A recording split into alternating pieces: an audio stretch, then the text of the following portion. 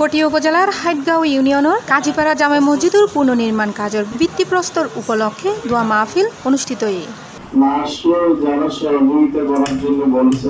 অক্টোবরের 29 তারিখ বুধবার বিকেল 4টার সময় কাজীপাড়া জামে মসজিদ পরিচালনা কমিটি ও এলাকাবাসীর উদ্যোগে কাজীপাড়া সরকারি প্রাথমিক বিদ্যালয় মাঠ প্রাঙ্গণে এই আলোচনা সভা অনুষ্ঠিত হয়। উক্ত অনুষ্ঠানত প্রধান মেহমান হিসেবে উপস্থিত আছেন আন্তর্জাতিক ইসলামিক স্কলার, লেখক ও গবেষক আল্লামা শাইখ মোহাম্মদ আব্দুল হাই নদভী, রাহাবারে, বাইতুল সড়ক, চট্টগ্রাম।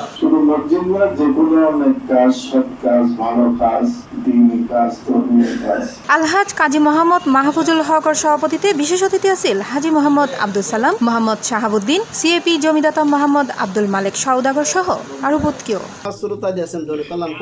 পক্ষ থেকে এই মসজিদটা আমাদেরকে উপহার দিচ্ছে।